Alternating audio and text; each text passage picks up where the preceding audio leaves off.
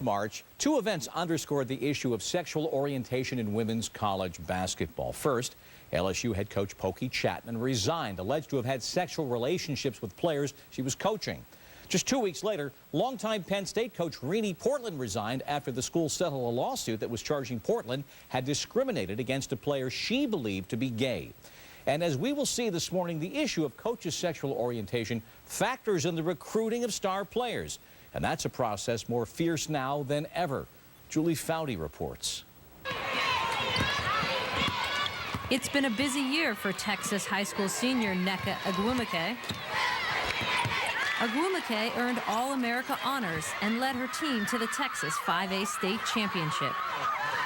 She had more than 30 universities recruiting her and is planning to attend Stanford this fall.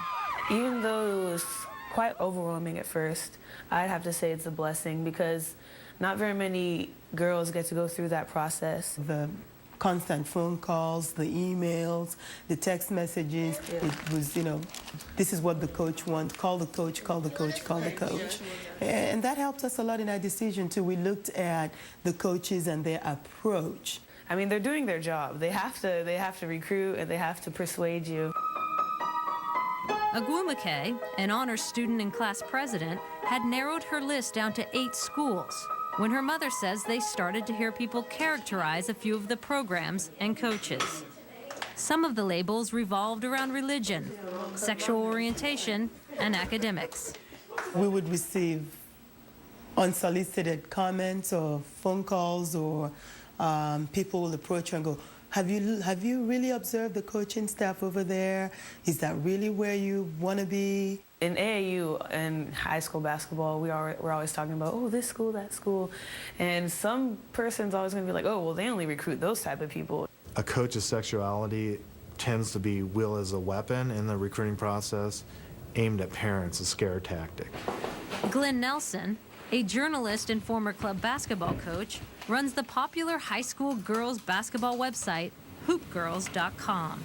He says there's a unique form of negative recruiting in the women's game. I rarely have been asked by a girl, do you know if such and such coach is gay or if they're straight?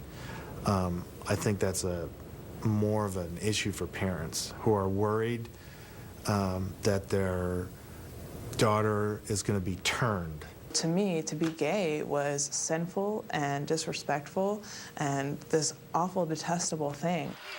Emily Nkosi, formerly Emily Neiman, was a star high school player from Texas who was heavily recruited.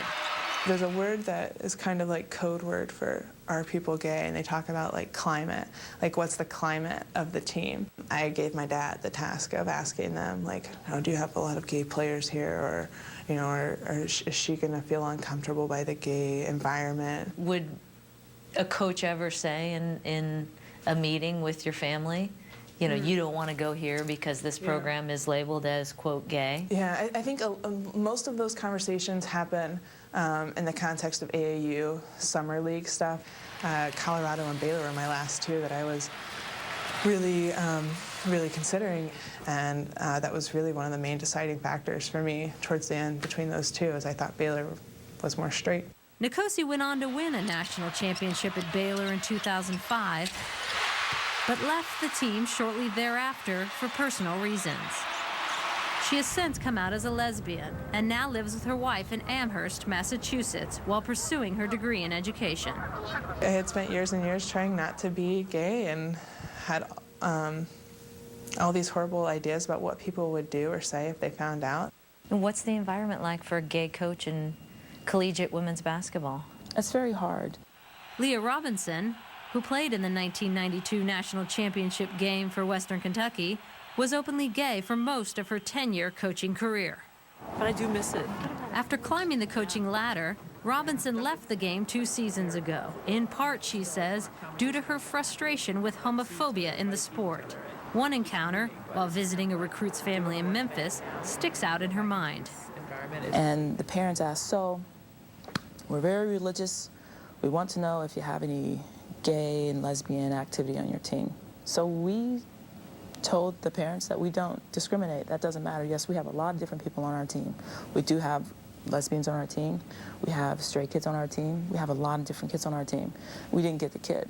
What's the fear, you think? Is it parents worried that coaches are going to prey on their kids, or that other players are going to turn them? It's probably a combination of both. And you hear this all the time, but it just goes back to the taboo again of, you know, I'm so afraid to send my daughter to that school because the coach may be gay, and I don't want my daughter to be turned into a lesbian. Some parents and coaches ESPN spoke with say those types of fears were ignited last March after LSU coach Pokey Chapman resigned amid allegations of past sexual relationships with her players. And I'm sure there are parents out there saying, well, I would want to know that. You know, I would want to know that about a program. Is that a valid concern? Well, you know, I don't think that I'm in the place to necessarily invalidate anyone's concern, because if they have it, then it's real for them.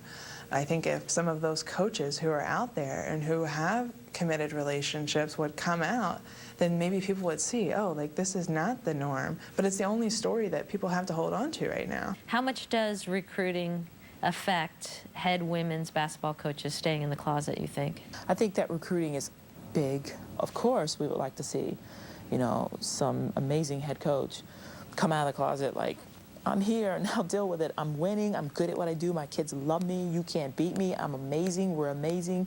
What? And I'm a dyke. What do you want? You know, we would all love to see that, but, you know, it's about timing, and it's not for everyone coming out. Julie Fowley reporting. Let's talk about this issue. Not a lot of folks like to talk about it, but Doris Burke is in her 18th year as a college basketball analyst here with ESPN. This all stems from recruiting. You've been around this game your entire life. Over the last decade, how has recruiting changed in women's college basketball? Well, I think with every step closer to big business that women's college basketball takes, Bob, clearly the investments are there in terms of salaries, assistant coaches' salaries, head coaches' salaries, in terms of facilities, in terms of marketing expenditures. And the natural result of that is administrations expect some kind of return on that investment. So you're starting to see, and this was the consensus among coaches that I spoke to, you are starting to see a drastic increase in negative recruiting, and that may be, you know, operating in the gray area, too many cell phones. It might be suggestive, subtle suggestions about a coach's lifestyle. Anything that can be used negatively against a program as the stakes are raised is increasing. It's the reality of the day. What is your sense of how much of that whispering about coaching sexuality goes on? Well, that was an interesting conversation with coaches, and I think it broke down into a couple of different ways. The longer a coach has been involved in recruiting, and it's been 20 years since I was an assistant coach and immersed in that world, it almost seemed to the heterosexual coaches that it's becoming less and less a part of the game, those subtle lifestyle suggestions. Now, I think if you're a single female coach in this day and age, regardless of your sexual orientation, you are sensitive, after what happened with Pokey Chapman a year ago, to the hiring practices from this point forward. Who are the administrations in the SEC hiring? Who are the coaches being hired across the country? Are they married females? Are they married males? It's almost become a joke. What's the trend? Well, that's a great question. I think if you're going to have to look, and it's going to have to be long-term, the recent hires in the SEC, the two recent hires, two quality coaches, but they've been men. But again, you're always going to be able to defend that if you're an athletic administrator, because there's a history. There are those that feel that beyond whispering, there are subtle ways, and whether it's intended or not, schools can send signals simply by the press guide. If you've got a married coach, she's there with the husband and the children. If the coach is not married, necessarily the biography may not be that complete. Well, here's the reality, and this goes to any kind of negative recruiting.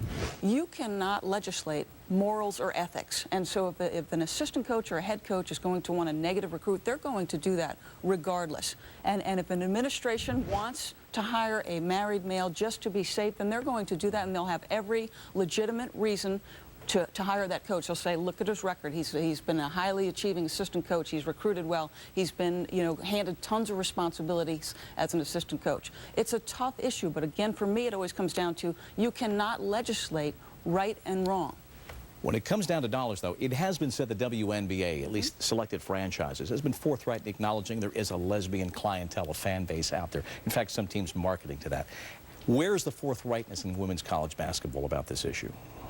Well, I think that there is some fear, and you clearly heard that in the last piece. There is fear amongst high-profile coaches if they are homosexual to come out because they feel like they will be discriminated against, that other coaches will use that, Bob, against them in the recruiting process, and therefore it is safer for them to remain in the closet. All right, it's still an issue. Doris, we will see you on our tournament coverage on ESPN2. It begins at noon Eastern Day. Thank you so very much.